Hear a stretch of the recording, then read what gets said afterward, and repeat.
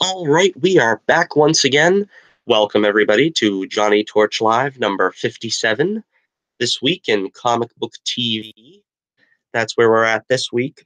Not doing a Torch News roundup this week, unfortunately. I've been laid low with a common cold. I don't know if you can tell the difference in the sound of my voice, but quite literally, we are doing this broadcast from a sick bed high above in Torch Tower, overlooking the fair metropolis below. So I don't know if the sound is any different coming from this location. Hopefully, the sound is going to be okay. I'm recording this one. We're not doing it officially live, so to speak. We're doing this recorded and putting it back up. So in case I have a coughing spasm or something like that, I can just edit it out. But we're recording this one on my newer laptop, the one that gave me trouble for a long time. Uh, for one reason, the simplicity of it is a little bit easier for me to use the new laptop.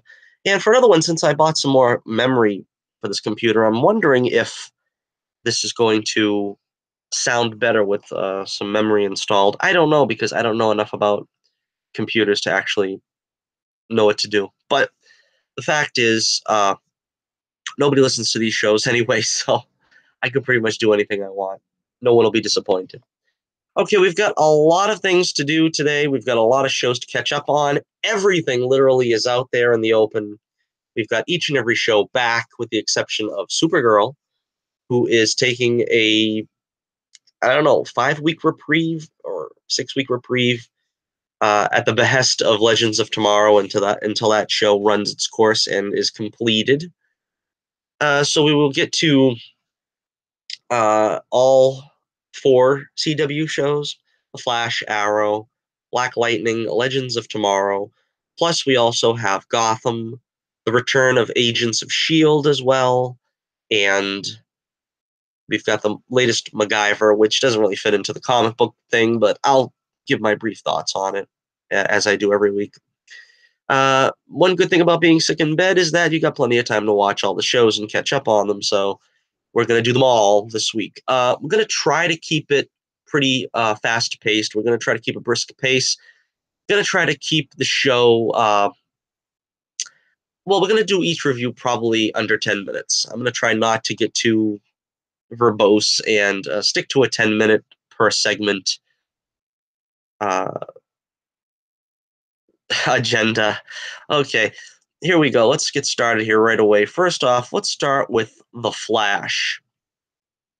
And The Flash is meta of the week is the Fiddler, a character that I am not familiar with and I had not looked up online. So I don't really know if this is anywhere close to the comic incarnation of Fiddler. In this incarnation, she's a country singer. Ralph, uh, aka the Elongated Man, becomes enamored with her, and Barry goes back to work. His boss, Captain Singh, says allegations are facts, and he doesn't think that Barry's going to get very fair treatment from his colleagues. So he gives him a indefinite suspension, and says that he can come back to work when people believe that DeVoe is alive, which is kind of their way of saying, look, we know it was the most outlandish way of getting Barry off the hook by having Ralph impersonate DeVoe, but at least the whole world is not buying it. You're not alone if you didn't buy it, so it's sort of he's off on a technicality. All right, so Fiddler has these noise powers that are probably not unlike the Black Canary or Black Siren, although they're not manifest from her voice, but from, I don't know, energy within her. So the Flash and Vibe go after Fiddler, and DeVoe tries to grab her, but her sound blast stops him, or her, whatever he is now, it. So, because he's still inhabiting the body of, uh, what was her name? Hazard? I call her Jinx because that seems like a cuter name because she's just a cute little thing. But Hazard, I believe, is her name on the show. All right, so finding that Fiddler has these powers, that seem to affect DeVoe, the only, arguably, the only person who has, matched DeVoe in power, being Fiddler, Barry wants to put her on the team and start training her. Uh, I was very happy to see the entire cast of superheroes in costume for most of this, but of course, in true typical Flash fashion, Barry has to remove his mask, tell Fiddler who he is, and at this point, it's just like they go out of their way to unmask Barry at every opportunity before people that, nobody knows if they're really going to be, you know, faithful to his team. We don't really know if Fiddler is going to stick around, but Barry feels it enough to trust her with his secret. Now, she doesn't really want to be a part of this team. Ralph stops her from leaving, and for a while she trains. Meanwhile, uh, we'll get to the subplot with Harry in a moment, but there's also what's going on with Maurice, uh, his wife, DeVoe's wife. She's not behaving quite as docile, so to speak, as she was in previous episodes, seeming to call him out. And apparently, he's not drugging her anymore at this point. So Fiddler gets this name Fiddler apparently because she uses the fiddle to focus her blasts. Um, I didn't think that Iris was actually too bad used in this context. She really wasn't pushed to the forefront as much as in previous episodes and throughout the season, where she acted as basically the hero's wife and basically gave Barry some moral rearmament to take a different tact with Fiddler and not be quite so gung ho, you know, recruiting officer uh, mentality towards her. As I said, meanwhile, Harry has a subplot. Cecile is having insomnia because she can still read minds. Even when Joe's asleep, she can still read his mind. So he tries to come up with a power dampener, so to speak, that will keep her powers from manifesting to the point where she can't sleep. This, in turn, becomes something that they want to use at least to defeat DeVoe. And they flash back to Savitar last season where he said, this is where we created the inhibitor or something to that effect. So they think maybe they're on the right track. Of course, it doesn't work out. It can't be that easy. And even Cisco says, well, Savitar said that in the future, but he never said it was going to be successful. Uh, so Flash and Elongated Man go to save Fiddler, who ends up getting the inhibitor device on DeVoe, but it doesn't work. DeVoe puts up a shield and takes over Fiddler's body, while Elongated Man and the Flash can only watch helplessly. So, uh, Fiddler is now added to the list of powers that DeVoe has. He's taken over her body, and again, he seems to have no aversion to dolling himself up when he gets into the body of a attractive woman. The first thing he does is go to the stylist's chair and get the makeup applied, get his hair done, probably get his nails done. Something about DeVoe that we didn't know up till now, I suppose. But again, I find that amusing. Also amusing is DeVoe still has the country accent. He still has the Western accent as Fiddler, even though an accent is something that's learned. It's not something that you can inherit when you inherit a body, so to speak. That's not exactly how it works. You can pick up an accent, you can lose an accent. Very strangely, he inherits the accent. Uh, Also, at the end here, we have Harry wants back with Jessie because Jessie was pretty much treating him like the plague over on Earth 2. He wants to reconnect with her. I still say Jessie ought to be up to some really crazy stuff there on Earth 2. She dumped Wally and she treated her father like the plague. She got to be up to something crazy. If she's not up to something crazy, I'm going to be very disappointed because it was just a very bland way to write her off the show if that's the case. Anyhow, Cisco thinks he can track DeVoe, and that's going to be the next cause and effect. And in the after show tag, so to speak, Barry tries to comfort Ralph, and Ralph offers Barry a partnership in his detective firm while he's been laid off from the CCPD. So that's a very nice gesture. And it's nice seeing these guys together. They seem to be, you know, at first it didn't seem like a partnership that was going to work, but they seem to be pretty, you know, compatible, so to speak. And it's fun to see them work together. I hope Ralph sticks around. If he doesn't, I don't know what they would do with him. I mean, I don't think they should just dump him, sort of the way Tom Felton's character was dumped last season after, you know, a pretty successful appearance on the season. But yeah, overall, pretty strong episode, I think. You know, some of the stuff there with the DeVoe and the Fiddler probably a little convenient, and the subplot with Cecile and Harry was really not all that interesting. It was kind of humorous to see Harry throwing things again, and that's sort of been his running gag, and Cecile calls him on it. That was pretty amusing. I am going to give The Flash this week 4 stars out of 5. That's 4 stars out of 5, and hopefully the recording is working and my voice holds out. All right, we're trying to keep to 10-minute reviews here, so let's move on. Still doing pretty well here on time and on my voice, to be honest. All right, next up, let's go to Legends of Tomorrow. Legends of Tomorrow.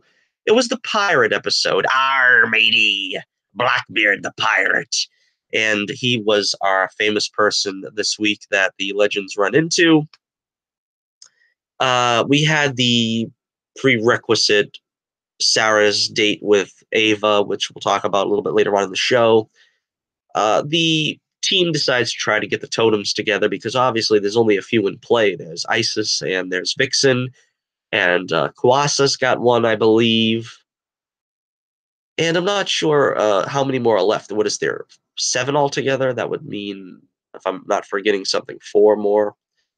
I don't know. Anyhow, so they get this idea to go to 1717 to try to find the Earth totem, and they join Blackbeard's crew. It's funny because Mick actually sounded like Snart in this episode, where he's kind of giving advice to uh, Vixen. I always forget her name. What is it, Amare? But it's interesting because it seems like Snart rubbed off on him a little bit at this point. I mean, he's still sort of the lovable lout, but he's got a little bit more, you know, savvy to him, which is fun to see. It's also fun to see Mick and Vixen working together because it's always a fun thing to do when you get the two least likely compatible characters on a show and you put them together and try to get them to work together. And it was fun to see them work together. We had Mick building Vixen up as a pirate, which was pretty fun. So Damien Dark, of course, is still the heavy. He shows up and takes Vixen's totem. Uh, Meanwhile, we had my favorite part of the show, which was Rip returning. Oh, how I wish he stayed on the show full time. I still think he should be the captain, really. I mean, as much as I love Sarah, I mean, Rip is really the man. You know, he's the one that's, you know, he knows. I've said it all along. He knows what he's doing. Nobody wants to listen to him, but he knows what he's doing. He's the only one that knows what he's doing, and nobody wants to listen to him. I know how that feels. But the fact remains, hilarious seeing him team up with Wally for their drunk escapades. Careless Whisper never sounded so good. But that was great. Wally still at his meditation retreat or whatever, which also was kind of a strange way to write him out too. He's trying to find himself, I suppose. And Rip gets his old coat back, which was very necessary because he's got to be in costume. The guy's got to be in costume. All right, so Vixen and Mick and Blackbeard effect an escape from the executioner's axe. At this point, Mommy Sarah has to cut her date short, and they get into a little tiff later on because, you know, it's like high school drama. I don't get it. I mean, see, I'm going to launch into my thing now. I'll launch into the spiel now, but I think Sarah's supposed to be more mature than this. I think they're really forcing this teeny bopper relationship on her because it feels like something that they decreed early in the season that they were going to do, and they got to follow through on it no matter what. Uh, I don't really like it. Heaven knows. I always said, frankly, I think Sarah's better off teamed up with a man. She's got more chemistry with a lot of the men on the show. Frankly, that'll never happen because the CW and the CW has decreed that there's going to be a lesbian couple in every CW show.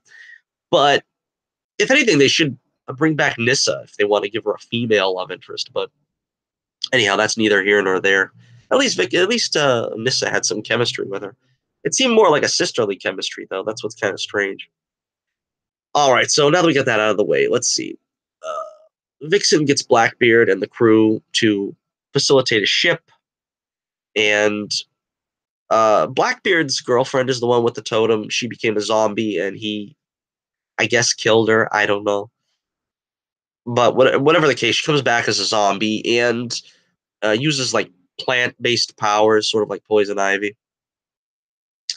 Uh, so Blackbeard ends up getting on the ship on the Wave Rider, and Sarah and Deva take them out. It was pretty interesting. Uh, Dark kills uh, the zombie lady again, and so she's taken out. Now, Ray blasts Dark's daughter Nora, who you see in the picture here to the right, who threatens Vixen while possessed by Mollusk. Mollusk, of course, is still the main heavy. And he's conflicted about causing her death. And this leads him to do something kind of sloppy at the end. Meanwhile, they send Blackbeard back to the past without being mind wiped, which was pretty interesting. I thought, why the heck wouldn't you mind wipe him? Didn't he see a little too much? Of course, maybe people would just think he's a drunk pirate, and seeing spaceships and stuff wouldn't really influence anybody any. But we'll see. Anyhow, so Ray returns to cure Nora and trade for the Vixen totem. But, of course, as is usually the case, the bad guys double cross him, and Nora tries to kill Ray, but Dark stays her hand, as they say. So yeah, that about wraps it up. This was a fun episode. Everybody likes pirates, and gave Amara a chance to do some. She's not really the most captivating character on the show, but I like it when they give her something to do. Mick, of course, teamed up with her was pretty interesting. So I'm going to give this one also 4 stars out of 5. That's 4 stars out of 5 for Legends of Tomorrow. All right, let's move on now.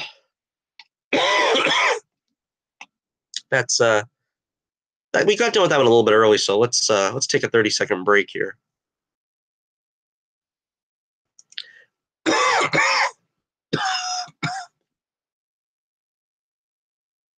Okay.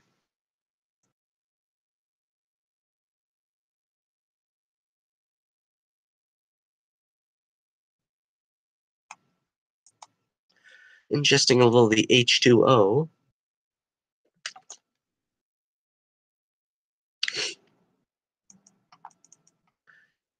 All right, I'm trying to get this image up here. Okay, next up we have Arrow. All right, so this is Arrow Civil War. This was actually a lot of fun, this episode. I like this episode a lot. And it's between this one and Agents of S.H.I.E.L.D. as to who gets the coveted Episode of the Week trophy. I think I'm still going to give it to Agents of S.H.I.E.L.D., though, but we'll get to that momentarily.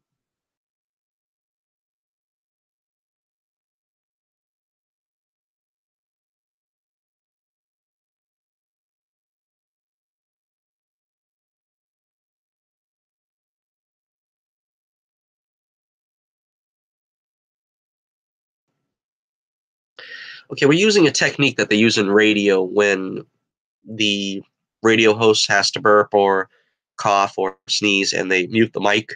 That's what we call muting the mic. So I could sneeze and nobody had to hear anything. Okay, so let's get back to it now. And I don't have to spend any cumbersome time trying to cut things out of the show. Let's just keep it without cuts. Okay. So Mayor Queen is dealing with the aftermath of James' murder, Caden James. Obviously, he's got captain of the police on the payroll, and that money just went south. All the millions that bankrupted the city just went south. So all he wants to get the money back in 48 hours, but the money is gone. It's gone. And it's in the coffers of Black Siren, who took it and hid it somewhere. I don't know, in the bowels of the earth, I suppose. I don't know. Nobody knows. But that becomes the basis for Arrow Civil War. All right, so Felicity and William bake cookies. Yay! Oh, the domestic bliss. That's where we are now. Um, I don't know. They're trying to give them a happy home. I guess that's, you know, I guess your heroes don't have to be miserable all the time. I mean, we've already had Ollie with the 5 years in hell. I guess I can't complain if we're going to actually see some scenes of domestic bliss. But I don't know. It's kind of a far cry from, getting tortured on Leah and you.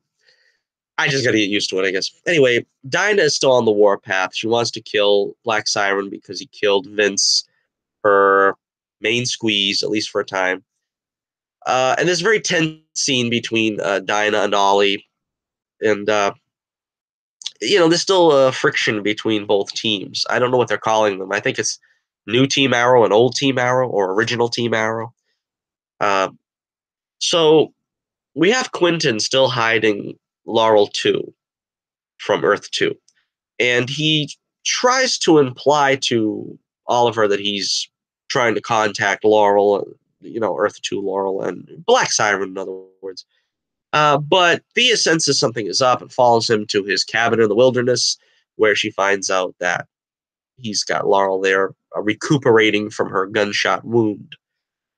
She tries to talk some sense into him, but it's really a credit to Paul Blackthorne that he makes this so believable. I mean, he's really a great actor when it comes to this kind of stuff. I mean, you really believe him. He's trying so desperately to try to reach this Laurel, even though she's pretty much a stone cold killer. I mean, she literally blasted Vince's brain apart. I mean, I don't see that she could be redeemed, but he is desperate to effect some kind of reconciliation between them two that may or may not be possible. And you feel for him. You feel for his suffering because he's trying desperately to affect that relationship. That relationship that was never there in the first place. That's the sad thing. He's trying to create he's trying to restore a relationship where once was none. What a fool believes, so to speak, as the Doobie Brothers well put it. Trying hard to recreate what had yet to be created. All right, so meanwhile, both Team Black Canary and Team Arrow, so you got them both on opposite sides here. They both try to track down Black Siren. Of course, Team Arrow confronts Team Black Canary, and things get a little testy between Renee and Ollie. They search the place to no avail. Of course, uh, Renee was using that kind of, uh, thuggish tactics there, basically just to get a tracker on Oliver. Trying to do a little pushy shovey. Okay, so Oliver uses the pretense of finding Laurel for the money she stole from the city. That's basically the pretense they're all using. Everybody needs to find Laurel in order to find this money. Otherwise, the government will be shut down and there'll be no more bread on the table for, there'll be bread lines and so to speak. Whatever. So, anyhow, Thea spills the beans to Oliver and company, and they try to show up at Team Black Canary tries to head him off at the pass. Diggle gives them the slip. Uh, Laurel tries to make a deal, and Quentin offers to go with her, which is also a very. I found that a very, for lack of a better term, moving, you know, gesture on his behalf. Because, like Oliver said, you could be putting yourself in mortal danger. You could be setting yourself up to be just another victim who's going to be killed and left by the side of the road after she gets away with it, out of the country. One would think that she keeps saying she wants to leave the country. One would think that she would want to leave this earth because I don't think it could be any more difficult for her on Earth too, could it? She had friends there, it seemed. I don't know. Anyway, Curtis hacks Diggle's arm for their location, leaving him, you know, in a lot of pain, so to speak. So it's interesting. Diggle contemplates how the schism between the teams may never be healed. And I think at this point, they can't. I don't see how they're going to heal the fractions of this team. Uh, they seem to have gone too far that even Captain America and Iron Man could deal with their issues greater than they can here. I don't know where that leaves Black Canary. That disappoints me if they're going to write out another Black Canary off the show. Uh, we'll get to that in a minute. But so Ollie says he never wants to see Laurel again, and you have to also remember the pain this puts on him. I thought this was a very emotional, moving situation that everyone was in because Oliver also wants to be able to put the past behind him with Laurel because she was supposedly the one. She was the one that got him through the 5 years in hell. Uh, you know, after all that, when all was said and done, he failed to protect her and she ended up dying on his watch. And to see what this woman is having Laurel's face, he can't deal with that the same way that Quentin can as a father. Oliver never really had time for that. When Laurel was acting out during season 2, the infamous booze and pills storyline that pretty much ruined her character, he didn't have time for her then either to put up with her and her, you know, shenanigans, let's say. So finally, they show up. The teams go to war, civil war. Felicity gets a flesh wound from Wild Dog, which they never really mention again what happens there. He's using live ammo, apparently. Dinah puts the smackdown on Quentin, who's trying to protect Black Siren because they they cut off their escape route by destroying the car. So they're trying to basically fumble through the woods. Uh, so it's up to Curtis to basically stop Dinah from killing Laurel because on the one hand, they need her for the money. On the other hand, the hero was not supposed to kill out of revenge. And so they kind of had it both ways where you don't know which way she was leaning on why she didn't kill Black Siren. I would prefer to think it was because she's a hero deep down and that's what caused her to pull back. But Black Siren apologizes, which I think was a tepid apology, but an apology nonetheless. So it did seem a little less, you know, stone cold, cold hearted. You know what I mean? There seems to be a large, contingency that wants to see Black Siren redeemed. I don't know if that's possible. I don't know if that's in the cards, if that's what they were planning, but they leave the door open. But I don't think she's really redeemable, to be honest with you. So Ollie puts an inhibitor on Dinah so she can't use her powers, although the die is already cast with that. Renee is injured, apparently, and he's taken to the hospital. Team Arrow Sans Ollie shows up to try to find out his condition. Of course, they get warded off by Curtis and Dinah, saying that they're persona non grata.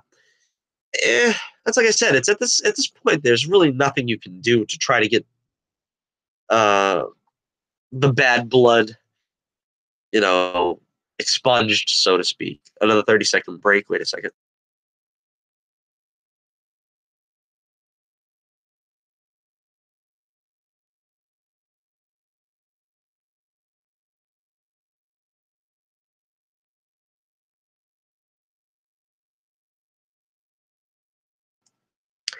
But I don't know. I mean, stranger things could happen. But even at this point, when you got Curtis not wanting to have anything to do with them, it's kind of difficult. We know Black Canary's kind of bullheaded, and we know that Renee is. He's going to be written out of the show, apparently, and I think not a moment too soon, because he was actually one of my favorite characters on the show, and I can't stand the guy now. He's repulsive. I mean, I want to put my foot through the television every time he's on. I mean, he wasn't coming from a place of complete moral high ground, but it was understandable that he did what he did. And Oliver, again, as usual, is not the most flexible of human beings. And you can kind of see where this thing, became a loggerhead for people. But at a certain point, you needed one or both to sort of back down and let cooler heads prevail. And since they didn't let that happen, I don't really see how they're going to foster any goodwill on either side. So to wrap it up here, we've got, let's see, Laurel is on the run, and she's going to apparently play Earth 1 Laurel, because she goes to like a truck driver or something and says that she was kidnapped or something. And, she's going to play that she was the original Laurel, make it look like, that Laurel never died and she's going to take her place. Now, that might be an interesting way to redeem her, so to speak. I mean, she says she wants to hear about the original Laurel or our Laurel from Quentin. Is it a ruse, or is that just her wanting to sort of play that part? We'll soon find out. All right, so meanwhile, we get the FBI plot that's dragging along, which I frankly can't stand. There's some other evidence now they're going to try to use. Every time they get Ollie out of harm's way with the FBI, he gets right back into it. I thought they dealt with this the first 7 episodes of season 1, but unfortunately not. They keep coming back to it. They try to out him, and he keeps getting away from it. And then they try to out him, and he keeps getting out of it. And they try to out him, and he keeps getting around it.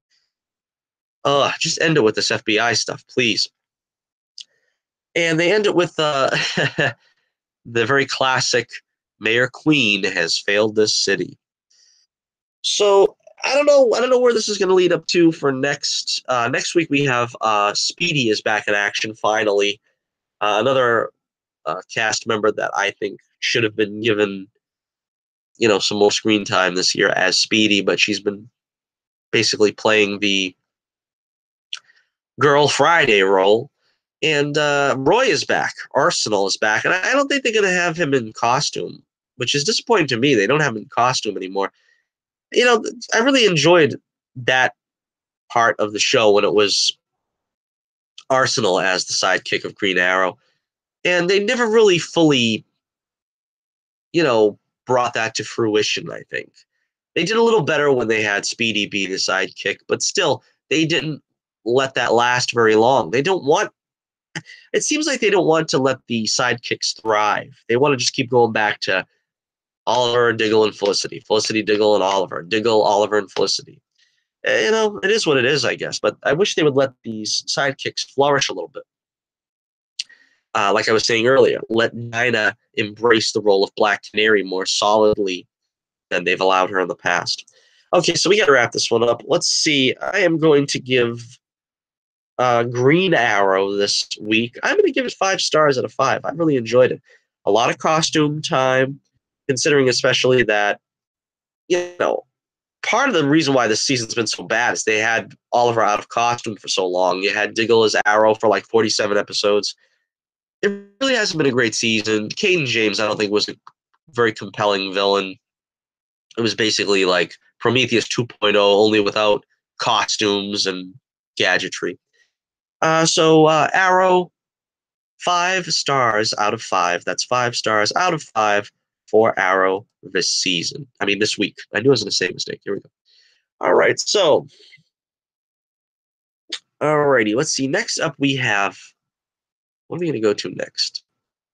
That was a great episode this week, though, for Arrow. Maybe they'll,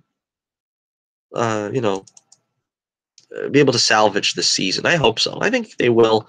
If they give us a happy ending, maybe it would be nice for a change. All right, we've got Black Lightning this week. This week in Black Lightning, All right, well, last we seen Black Lightning, he was recovering from the beatdown he received at the hands of Joey Toledo, and he's out for justice. Gamby comes to his aid before the cops show up and identify him. It felt like part Flash 90s and part Batman Begins, because they like Batman Begins, the Berlanti shows. Um, so Batman Begins, like Alfred saved Bruce from the fear toxin. In the same way, in The Flash, you always had Tina showing up with her little ice cream truck to pick up Barry whenever he was injured. So, like I said, they really feel like one of the things I like about the show is they feel like they're harkening back to a more gritty 90s feel. And I like how that feels. As a fan of 90s Flash and all those shows from then. All right, so Lynn comes to check out Jeff. She clearly doesn't like being brought back into the game.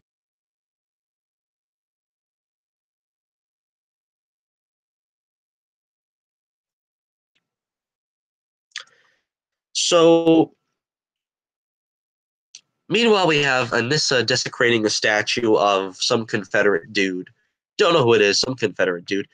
This is kind of I'm not really interested in not only the social, aspects of the show, but the daughters in general. I'm not really that interested in. I mean, they're gonna hopefully become more interesting when they're doing superhero duties as Thunder and Lightning, but at this point, it's just Anissa's an activist, and Jennifer has stuff that she has to deal with her paralyzed boyfriend, which I hope that comes to be something interesting in the future. Jeff bails her out again, kind of heavy-handed stuff. Jennifer has misgivings about her paralyzed boyfriend. Understandable given the situation. All right, so Gamby helps Jeff focus his powers. His suit is causing feedback, which is why he's getting these dizzy spells, so to speak. Gamby tries to rein Black Lightning in from his vengeance because, of course, he wants to kill Tobias because Tobias killed his father. And we get a flashback of that scene as well, very Kingpin-ish, where he sort of gets beaten to death, I think, in front of him. Daredevil-esque. Okay. Now, Gamby visits Lynn, and he warns her that Black Lightning is going to kill Tobias. So while Black Lightning goes hunting Tobias, he goes to Tobias' albinoism doctor, so to speak. Now, I don't really understand how this works. That's why I've been saying all along that Tobias is like white chocolate, I guess. I don't know. That's his supervillain code name, because he's albino, but his parents are black, I guess. His sister is black, so I don't know. I didn't know that you could be albino and be black. So this is more than I was aware. If this is what they're trying to tell us, I don't know. So the doctor is afraid, but he, agrees to rat out Tobias when next time he shows up. Meanwhile, Jen is dealing with being cyberbullied because the black girls in the school, I guess, are calling her a white girl, which I guess is, an insult. I don't know. I'm not even going to bother touching that. So she talks to her boyfriend, who blames her for his condition, and he's getting bitter. Again, he's under the influence of Tobias, although nobody knows that yet, which was a cool turn of events, I thought. Uh, so Anissa returns to the statue of the Confederate dude as Thunder in her Barkin basement costume, and she destroys it. Black Lightning goes to trap Tobias, and Gamby gets Lynn to call Black Lightning, and she convinces him not to kill. But it's cut short when Lynn is taken captive. Now, Thunder comes to her aid, but Black Lightning thinks she's responsible, and they fight. Now, this is pretty cool. I thought this was the best part of the whole show. Everybody's like trying to say, well, how does he not recognize his daughter? How did she not recognize her father? You've got to remember, on the one hand, you have to remember that we're dealing with a heightened realism where Clark Kent's glasses will protect his identity. So right off the top of the, right off the bat, you have to understand that you got to buy into the concept. But also, there's also extenuating factors. I mean, they both were overly concerned with Lynn, who was tied up. And, that kind of blinded them, I think, to just try to protect her at all costs and not really be so concerned with who is this person. They're thinking, let me take this person out first and ask questions later. Also, of course, you have to remember that it all happened so fast. They just, they confronted each other. It wasn't like there was this dialogue between them where they were, exchanging banter. It was basically, let me blast you and, get you down for the count. So, of course, Black Lightning wins the fight and discovers it's Anissa. Uh, Tobias is still seducing Jennifer's boyfriend or ex-boyfriend at this point, and that's leading up to something I hope, which is going to be cool. Gamby visits Lady Eve, and he says he taught her everything she knows. Now, it's obvious that Gamby is a man with secrets, and that's pretty much one of the better subplots that's been going along here. I mean, we also have the subplot that Anissa's trying to find out her family history.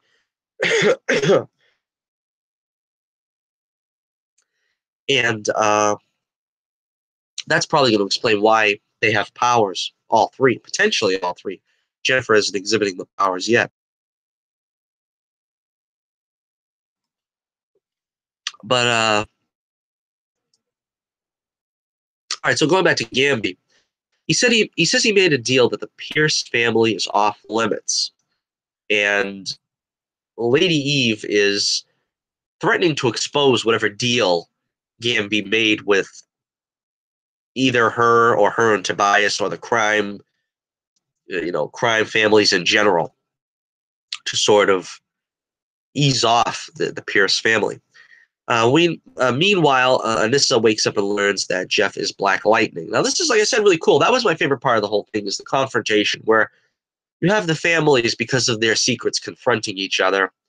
And it all comes out at the end, but, the family hasn't really been open enough with each other at this point. And, it led them to this. Although I think Anissa was sort of opening up to Lynn a little bit about this. All right, so yeah, well, we got to wrap it up here. A really good episode. I'm going to give this one 4.5 stars out of 5.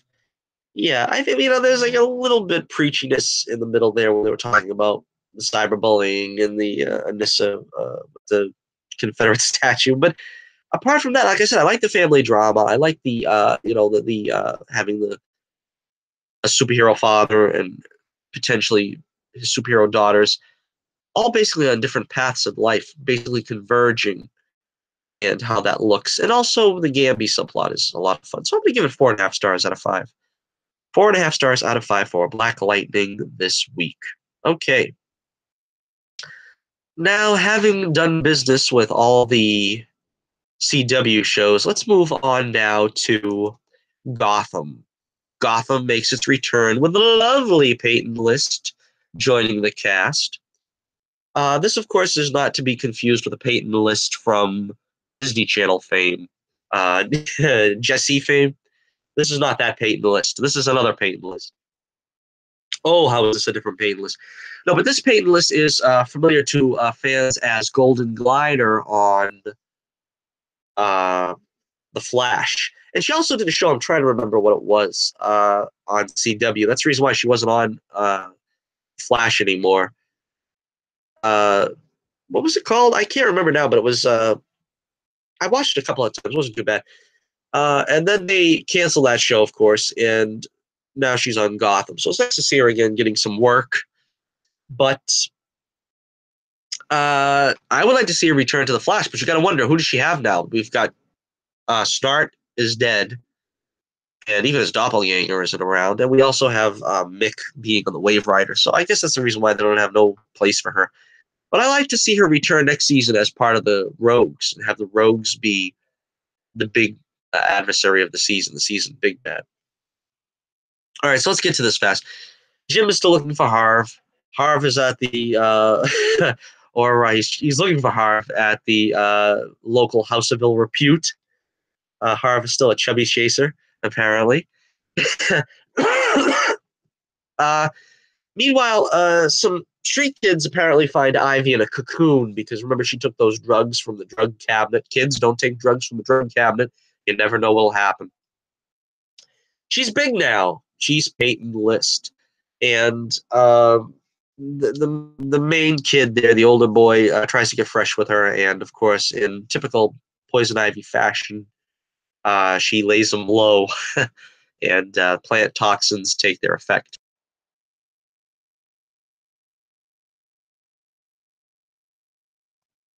So again, I have to address this, the elephant in the room. When last we saw Ivy, they decided to upgrade her from being a 12-year-old to a 18-year-old.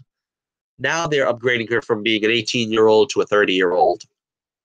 How is she still not mentally a 12-year-old? Or at this point, let's even give her the benefit of the doubt and say she's a 13-year-old. How is she still mentally able to cope with this? Uh, because they're not really playing this anymore for laughs. They just seem to desperately want Poison Ivy to be the femme fatale that she is in the comics.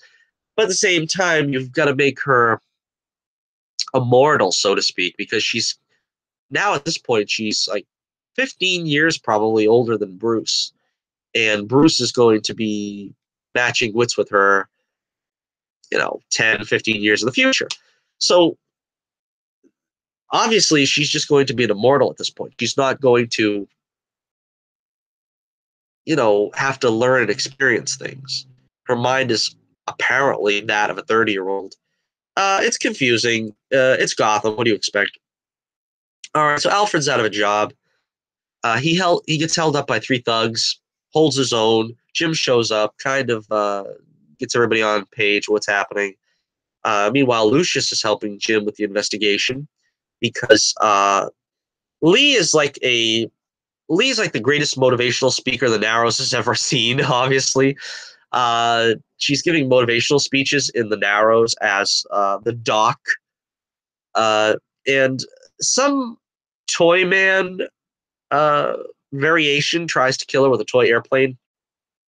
I think this is not so much the toy man as the Return of the Gray Ghost episode of the Batman the Animated Series where they had this guy.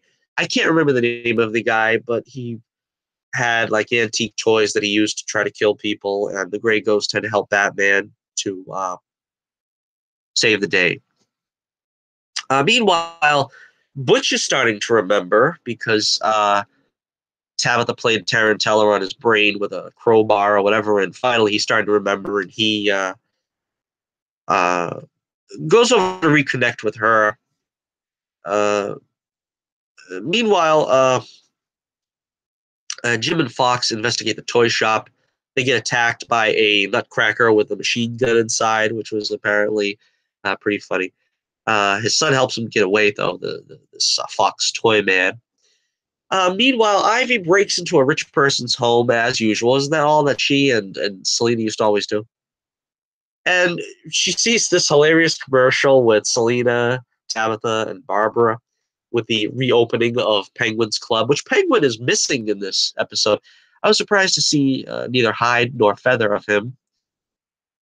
And Alfred has this subplot, which is pretty odd, where he takes a shine to a waitress who has an abusive boyfriend, and he tries to stand up for her. And of course, as usually happens in television anyway, she, you know, rebuffs his help.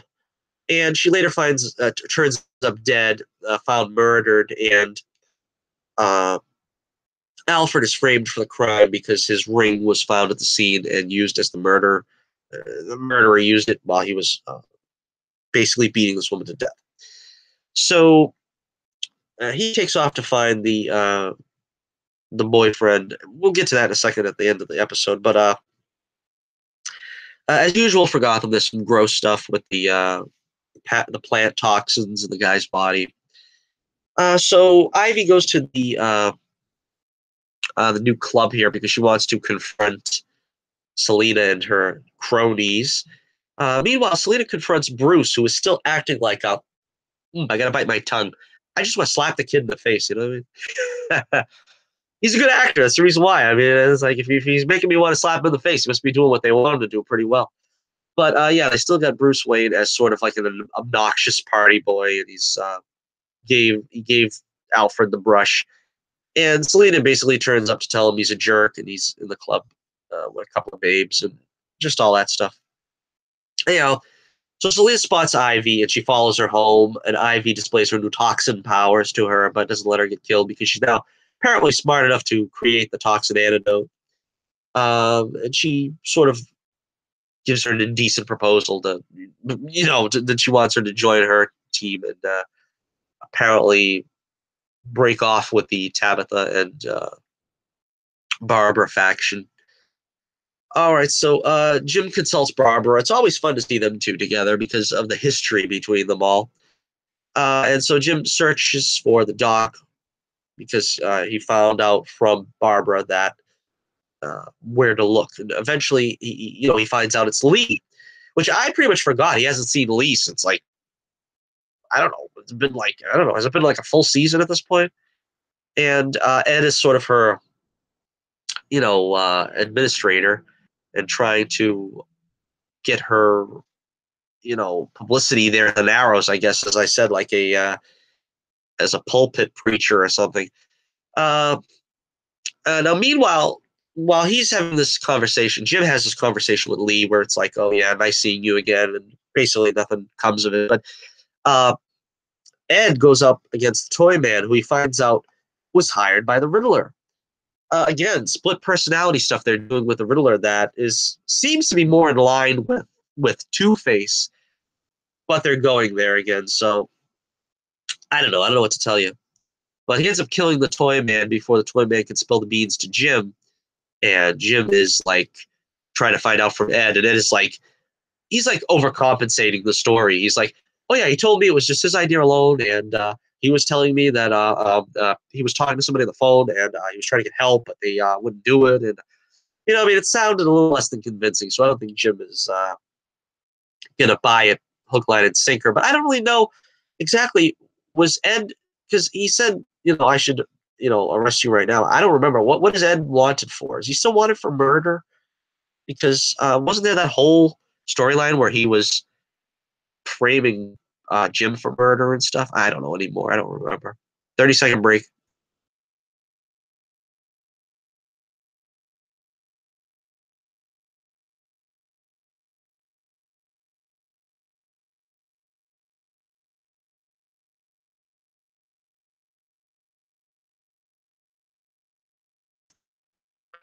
All right, so as we wrap it up here, Jim finds Alfred in the bar because Alfred was going after the real murderer because he left the scene of the crime, Alfred. And Harvey Bullock comes to his aid before he gets cut up by these would-be murderers. And apparently this seems to be enough to get Alfred off the hook. It seems like circumstantial evidence that he just finds this guy and beats him up and there's going to be a confession or something. I don't know. Very strange. But the most important thing is Jim finally reconnects with Harvey. He offers him the badge. Harvey won't have any of it and basically tells him to buzz off. I feel bad because it seems like Harvey's acting like I think it was wrong to give Harvey the job of captain to begin with, to be honest with you, but he's acting like somebody that's not more qualified than him is in the job. I mean, I think he's more upset that he thinks that he's being led by the nose by Sophia. But it just seems like he's just having sour grapes about the whole thing. I don't know. It just doesn't ring true to me. I think he would support Jim a little bit more. Because even Sophia hasn't been in these episodes. This episode, I think she was in the last episode before the break. But I mean, she's not in this episode. We really don't see her leading Jim around by the nose. So I don't really know exactly what Harvey's so afraid of. I mean, it's better to have Jim in the position than not. And Harvey didn't strike me as the kind that really enjoyed being the police captain anyway. He was, it's higher than his altruism would allow him, I think. So anyhow, that's Gotham for another week. That is, let's see. I'm going to give this one. I'll be generous to it. Let's say 3.5 stars out of 5. Middle of the road. Painless was all right. I like seeing some of the reconnections here. We got Jim and Barbara, Jim and Lee. Butch and Tabitha. Alfred's subplot was bad. I don't like to see the Bruce subplot again, but it was middle of the road. I'm going to give it 3.5 stars out of 5. So that is 3.5 stars for Gotham this week. Okay, now we turn our attention to. This is the episode of the week. I'm going to give them episode of the week. Agents of S.H.I.E.L.D. Agents of S.H.I.E.L.D. returns after the hiatus. As you remember, the team was in the future, the far-flung future, and they show up back in the present after getting, what was his name? That kid with the rock ability or whatever, but I can't remember his name. It was a play on the words rock or something. But anyway, he sends them back, and it kind of reminded me of like Star Trek 4, where they're like back now, and things have changed, and they're trying to like right the change. I don't know. Maybe it was just it felt Star Trek 4 to me alone. But when they come out and they're like smelling the fresh air, and it's like this is the first time they've been in a normal setting for like so many years. So yeah, they check out the bunker that they're in, and it's the same bunker they were in originally, but it's in the past. It's in the present now. It's not the past. It's the present. It was the past to them, but now it's the present. So they find a couple of monoliths, and there's another android. They call it something different. It's not an LMD. It's something else, but it's another android named Noah. Get it? Because like Enoch was from well, So the team heads off to find the great light in the sky, the thing that's apparently going to prevent the end of the world. I have to preface this by saying, because of Northeaster 2018 that we got, our lovely ABC affiliate cut off the first 3 minutes of the episode and also interrupted at some point in the middle of the show when Yo-Yo's talking to Mac, and apparently that's when Sky finds out something's up. So I gotta watch this one again, but I'm gonna just go from what I've seen because I don't want to hold this episode off for another week. All right, so Sky stays behind because obviously she doesn't want to be involved because she's the destroyer of worlds. Now the team, I thought this was pretty funny. This was actually a very funny episode, given the situations that the team was all in. But they steal uh, like a van, and Mac insists that they, return it to the owner after they're done using it, which Coulson is all for. But they duck the cops, and in a tense scene, things looking very tense for them. Meanwhile, Deke materializes in the present. I don't know exactly what happened. Like I said, if I missed what they showed, but from what I remember last season, uh, before the break, you know what I'm talking about. Don't start with me. Deke blew up, and now he's back, and he's in present day, and he's hugging a tree. That was another thing that was hilarious. He's hugging a tree because you take for granted trees. If you didn't have trees, you would take them for granted. You would love a tree the way he was. So he goes to the bar. He tastes what real beer tastes like. Doesn't like it. I don't blame him. I guess the fake beer in the future is going to taste a lot better than real beer in the present. I don't know. Anyhow, so it's a very funny scene, and the guy that's the bartender or whatever is very patient with him because he's eating and drinking up a storm. Then he can't pay, and he tries to get away and basically collapses. It's very funny.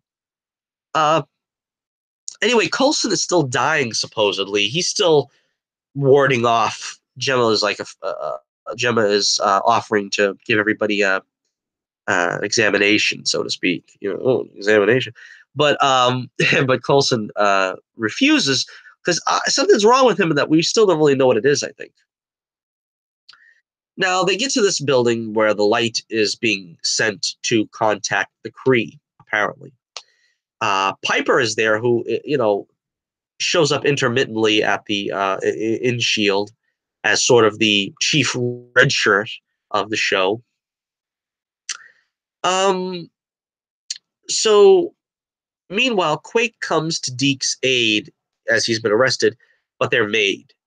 and the law enforcement pretty much know that it's Sky that's trying to get him out. I feel like I keep calling her Sky because yeah, I know it's supposed to be Quake, whatever. But I got a cold. I can do whatever I want. So she gets him out after a lot of you know fast talking, a lot of face man Templeton Peck stuff that she pulls. He's like the Murdoch of the Agents of Shield, and she pulls him out and brings him back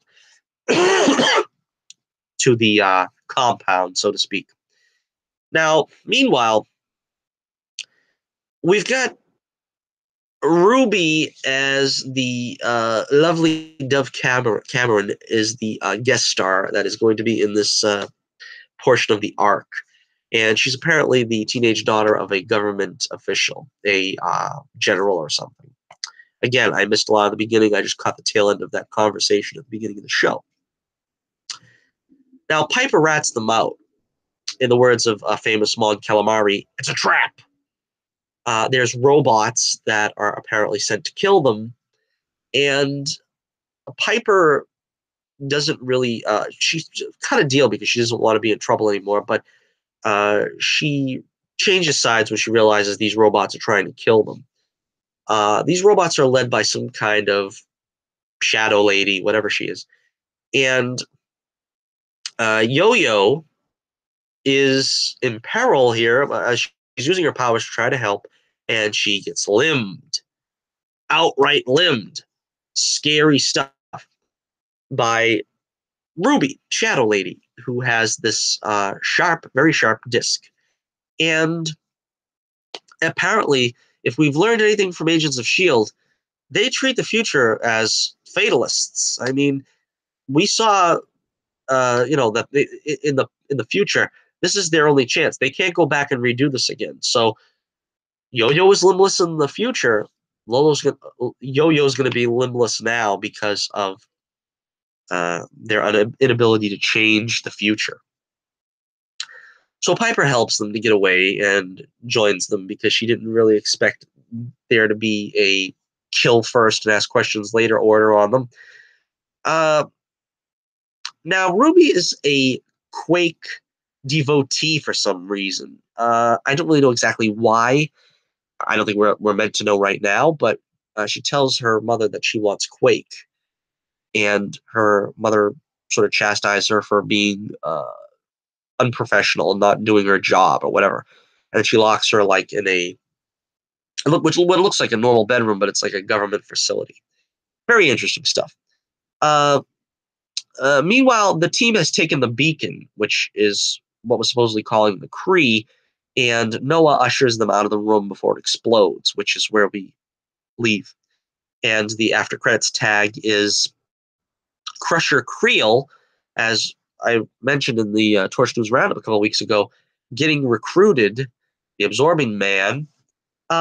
Ruby's mother is the one recruiting him because Talbot is on Supergirl now this season, so I don't think we're going to see Talbot again. I forget where they left Talbot. Uh, as I said before,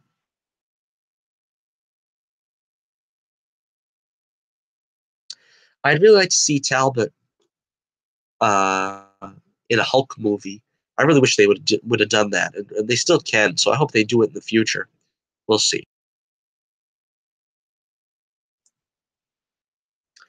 All right, so this episode had it all. It was a lot of fun, really exciting. I'm going to give this one 5 stars out of 5. 5 stars out of 5 for Agents of S.H.I.E.L.D. this week. Great way to get us back into the swing of things. And who knows? I mean, this story can really unfold in any direction at this point. It's really exciting because uh, one would think that you would have the idea of what was going to happen, but no, not so. And next week is going to be the big 100th episode. And they are promising like flashbacks, it looks like, to villains of the past, such as the Hive entity and, I don't know, Ghost Rider looked like he was in it, as well as, what was the other one? I don't know. They made some funny jokes along the show, too, of, mentioning all the things that they didn't want to have to deal with anymore. And Mace dancing. It was funny. It's a great episode, and I hope, against all hope, we get a season 6 because this show really deserves it. Past 2 seasons have been incredible, and it's been a solid show all along. And again, Clark Gregg, the guy's great. I mean, as long as he's on the show, I'm watching it. So there we are for Agents of Shield for this week. It gets episode of the week. Episode of the week status for Agents of Shield this week. All right, here we go. We're going to just briefly touch on, before we wrap it up, this week on MacGyver. This episode was called Hammocks and something else. I don't know. So the basic conceit of this one is Mac is set up undercover with Bowser's hot girlfriend, as you can see here in the image. And Bowser is paired up with Riley, which is not too bad either to be a consolation prize. But anyhow, they have 48 hours to get a terrorist's son to tell them where his terrorist dad is. The subplot has Jack wanting to break into Maddie's safe with Riley's dad and Jill, who is the funny that they keep bringing up that nobody knows her name because they keep putting her on the show and nobody really remembers her name. But I remember it because they keep changing her name. Everybody calls her a different name. So yeah, it was just a fun little bit of business. Nothing too important goes down. They end up kidnapping the guy when plans go askew. Bowser and Leanne, his hot girlfriend, gets captured. Max saves them. Maddie doesn't buy the break-in in her home because Jack tries to make it look like a break-in. And Maddie knew, of course, about Bowser and Leanne, so that was not a surprise to them. And now they can dance out in the open, apparently, which kind of makes sense. Why do they have to keep that a secret? I'm not sure. The thing that's interesting to me here is of course, for comedy purposes, Mac is paired up with Leanne, but this would have been probably the spot for Cage, which got written off because Murdoch stabbed her, or was it shot her? I forget. But anyway, she got written off, and I get the feeling that she's not coming back. I don't know if they think it was a mistake to put her on the show, which, if the original series was any indication, MacGyver doesn't need a love interest. But apparently she's not coming back, I think, because they probably would have used her in this storyline if they were going to do something with an undercover married MacGyver. All right, so the final tag here is Jack finds out that Maddie knew Mac's dad and lied to him about it, as he found out.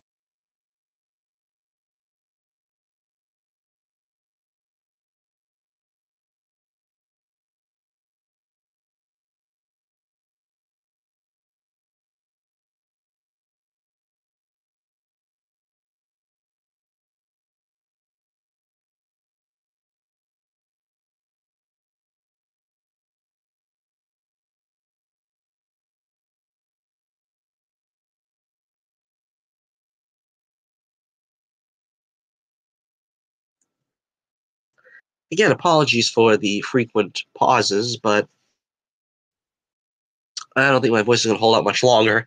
Anyway, so yeah, MacGyver and Jack are now wise to Maddie, knowing something that she claimed not to know about his father, MacGyver's father. So that is where we stand from here.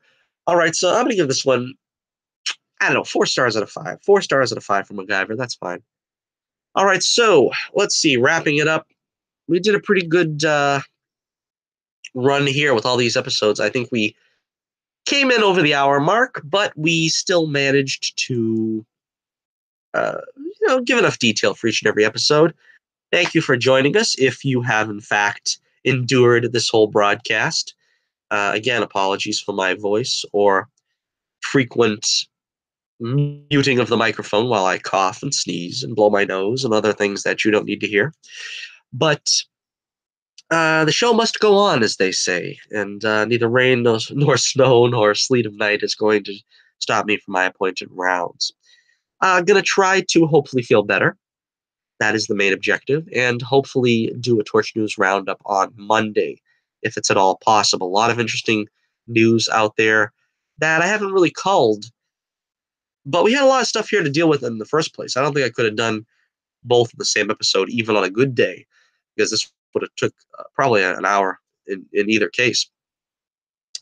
I don't know what we're going to do once Krypton comes on, and I got to deal with that as well as all the other shows. But once again, thank you for joining me, and as always, this is Johnny Torch reminding you once again, keep the flame burning brightly, and I'll be with you again real